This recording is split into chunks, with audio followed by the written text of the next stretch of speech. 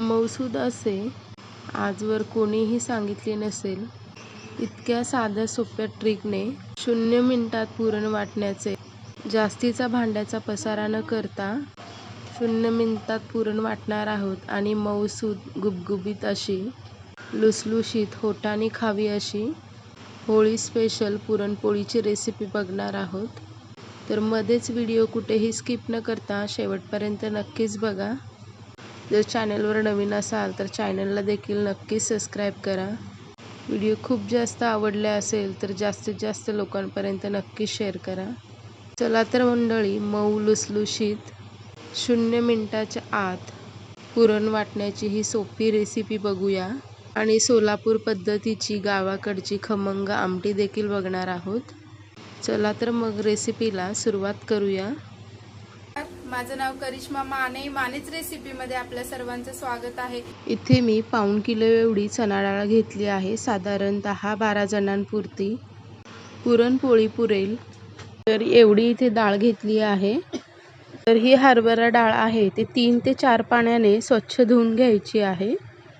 तर इथे हरभरा डाळ 3 ते 4 पाण्याने स्वच्छ धुवून घेतली आहे। आता आपण कुकरमध्ये ही डाळ शिजवण्यासाठी ठेवून देणार आहोत। कुकरमध्ये ही सगळी डाळ घालून घ्यायची आहे आणि डाळ आपली इथे पाऊण किलो असल्यामुळे साधारण इथे 1.5 लिटर पाणी घालून घ्यायचं आहे। म्हणजेच काय होतं ना, डाळ सुरुवातीला कडक असते आणि ती पाणी घातल्यानंतर किंवा कुकरमध्ये शिजल्यानंतर डाळ 2 पटीने फुगते।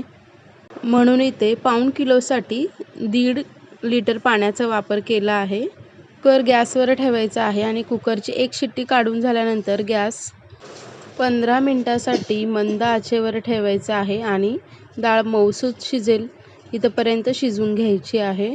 पुरणपोळी करण्यासाठी इथे मी मैद्याचा वापर न करता गव्हाच्या पिठाचा वापर करत आहे। तर इथे मी पाऊण किलो एवढंच गव्हाचं पीठ घेतलं आहे।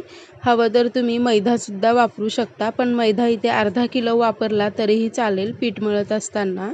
पिठामध्ये चवीनुसार मीठ घालून घ्यायचं आहे आणि इथे 4 मोठे चमचे एवढे तेल घालून घेतले आहे पिठामध्ये, जेणेकरून आपली पोळी आहे ना 4 दिवस जरी ठेवली तरी देखील मऊसूद आणि मऊ लुसलुशीत अशी राहते।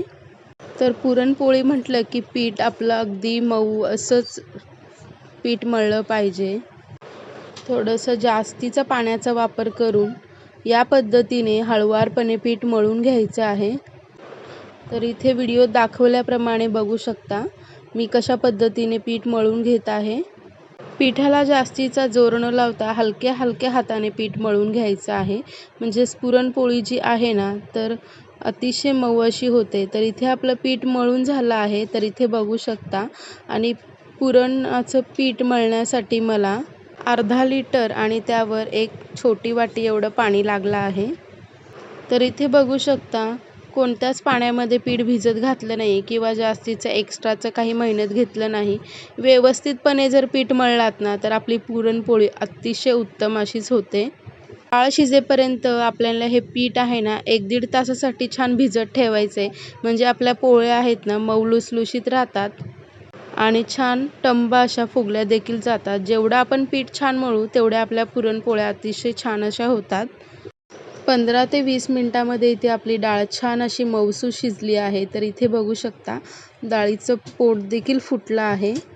डाळीचं पाणी आता आपण वेगळं करणार आहोत। इथे चाळणीची जाळी घेतली आहे आणि या चाळणीवर आपण डाळीचं पाणी वेगळं असं काढून घेणार आहोत। पाणी सगळं या चाळणीतून निथळलं की आपल्याला याचीच आमटी बनवायची आहे। तर इथे कोणताच पसारा न करता आज आपण पुरण कुकरमध्ये शिजवून घेतलं होतं, त्याच कुकरमध्ये आपण पुरण देखील तयार करून घेणार आहोत। तर शिजलेली डाळ जी आहे ती सगळी मी या कुकरमध्येच घालून घेत आहे। पाऊण किलो डाळीसाठी इथे मी अर्धा किलो गूळ वापरला आहे। जर तुम्हाला गूळ जास्त आवडत असेल तर तुम्ही 600 ग्रॅम देखील गूळ घेऊ शकता। ते पाऊण किलो डाळीसाठी इथे मी 500 ग्रॅम गूळ एवढा चिरून घेतलेला आहे आणि हा गूळ सगळा डाळीमध्ये मिक्स करून घ्यायचा आहे सुरुवातीला। आणि त्यामध्ये कुटून घेतलेले 1 चमचा इलायचीचे दाणे देखील घालून घेतले आहे. तर इथे बघू शकता डाळ आधीच अगदी मऊसूद अशी शिजली आहे आणि डाळ गरम असल्यामुळे गूळ आपला छान मेल्ट झाला आहे. तर इथे मी हँड ब्लेंडर घेतला आहे. तर हँड ब्लेंडरने आपण 0 मिनिटामध्ये इथे पुरण वाटून घेणार आहोत. जर तुमच्याकडे हँड ब्लेंडर नसेल तर तुम्ही हे पुरण मिक्सरच्या भांड्यात देखील छान वाटून घेऊ शकता. अगदीच कमी वेळेमध्ये जरासुद्धा हात न दुखवता 0 मिनिटामध्ये पुरण वाटून तयार होतं. तर इथे बघू शकता अगदी 2 ते 3 मिनिटामध्ये आपली जी डाळ आहे ती पूर्णपणे गुळामध्ये मिक्स होऊन अगदी पातळ अशी झाली आहे. तर इथे बघू शकता अगदी एकही डाळीचे कण न राहता आपली छान पातळ असे मऊसूद असं पुरण तयार झालं आहे. तर इथे बघू शकता मी तुम्हाला दाखवते पुरण आपलं किती छान असं गूळ छान एकजीव झाला आहे. तर इथे आपल्याला जरासुद्धा पुरण हाताने वाटण्याची गरज नाही. अगदी 0 मिनिटामध्ये इथे पुरण वाटून तयार झाले आहे. तर अशा या पद्धतीने सोप्या पद्धतीने तुम्ही देखील पुरण वाटून घेऊ शकता. तर जास्त भांड्याचा पसारा न करता किंवा पुरण यंत्राचा किंवा चाळणीचा वापर न करता अशा पद्धतीने तुम्ही पुरण वाटून घेऊ शकता. गॅसवर मी हाच कुकर ठेवला आहे आणि गॅस पेटवला आहे. तर इथे आपण या पुरणाला चटका देऊन घेणार आहोत. तर छान आपला या गुळाच्या चटकाचा किंवा या पुरणाचा छान वास येत आहे. इलायची घातल्यामुळे हे पुरण अगदी खमंग आणि मऊसूद असं दिसत आहे. पण पुरणला चटका देत असताना गॅसची फ्लेम लो टू मीडियम हीटवर ठेवायची आहे आणि पुरणला आपल्याला चटका देऊन घ्यायचा आहे. तर इथे बघू शकता दाटसर असं इथे आपलं पुरण तयार होत आलं आहे. तर गॅसची फ्लेम आहे बंद करून हे पुरण गार होण्यासाठी ठेवून देणार आहोत. तर गावाकडच्या पद्धतीची चमचमीत आमटी बघणार आहोत. तर इथे मी सोलापुरी आमटीची रेसिपी दाखवणार आहे. कढईमध्ये 4 माप तेल घालून घेतले आहेत आणि 1 चमचा मोहरी घालून घेतली आहे.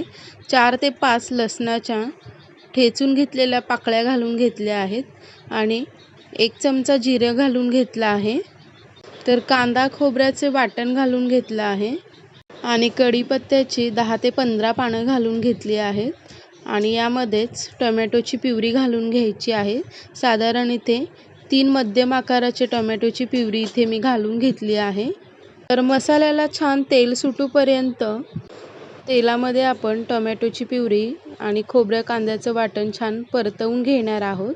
गॅसची फ्लेम लो टू मीडियम हीटवर ठेवायची आहे आणि मसाले छान परतवून घ्यायचे आहेत. त्यामध्ये अर्धा चमचा हळद घालून घेतली आहे आणि इथे फक्त आणि फक्त सोलापुरी काळा मसाला इथे मी घातला आहे आमटीमध्ये. सोलापुरी काळा मसाल्याने आमटी चवीला अतिशय उत्तम अशी होते.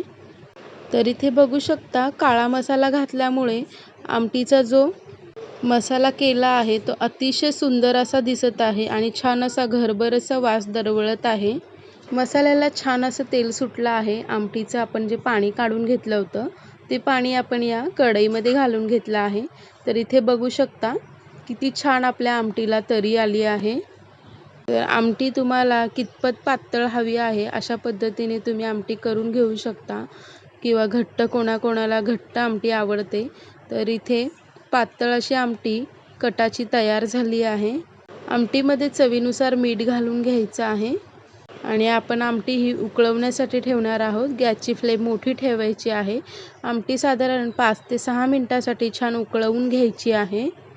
तर सोलापूर पद्धतीची आमटीला सोलापुरी काळा मसाले घातल्यानेच अतिशय चवीला आमटी खूप सुंदर आणि चटपटीत अशी लागते. ठेचलेलं लसूण घातल्यामुळे लसणाचा स्मोकी फ्लेवर या आमटीमध्ये उतरतो आणि आमटी चवीला 1 नंबर अशी लागते. तर घरी ही आमटी रेसिपी नक्कीच ट्राय करून बघा. तर इथं पीठ मळून मी 1 तासभर झालं होतं आणि पीठ आपलं छान असं मऊसूद झालं आहे. तर इथे मी जास्तीचं कोणताही पिठाला कुटणं नाही किंवा पिठाला आपटलं नाही. अगदी व्यवस्थितपणे हलक्या हाताने पीठ मळून घेतलं होतं आणि इथे बघू शकता पीठ आपलं छान मऊसूद असं झालं आहे आणि पुरण देखील थंड झाल्यानंतर अतिशय मऊसूद झालं आहे. एक देखील इथे डाळीचे कण उरले नाहीत. तर इथे आता आपण पुरणपोळी लाटून देखील दाखवणार आहे मी तुम्हाला. तर इथे छोटा असा पिठाचा गोळा घेतला आहे आणि त्याचबरोबरीने थोडंसं मोठं असं पुरणाचा गोळा घेतला आहे। तर इथे बघू शकता पीठ एवढं मऊसूद आहे की हाताने नुसतं लगेचच पसरलं जातं। या पिठाने तुम्ही तेल पोळी देखील करून घेऊ शकता, पण मी आहे ना पिठाची पोळी करून दाखवणार आहे, म्हणजेच कोरड्या पिठाची। पुरण आपलं छान ह्या पोळीमध्ये भरून घ्यायचं आहे आणि हळुवारपणे हलक्या हाताने पोळ्या लाटून घ्यायच्या आहेत। तर इथे बघू शकता पोळी लाटत असताना पुरण सगळीकडे स्प्रेड झालेलं दिसत आहे आणि जी पोळी आहे ना हलक्या हाताने लाटून घेत आहे, तर जरासुद्धा पोळीला क्रॅक किंवा रेषा देखील पडल्या नाही। व्यवस्थितपणे ही आपली पोळी लाटून तयार झाली आहे।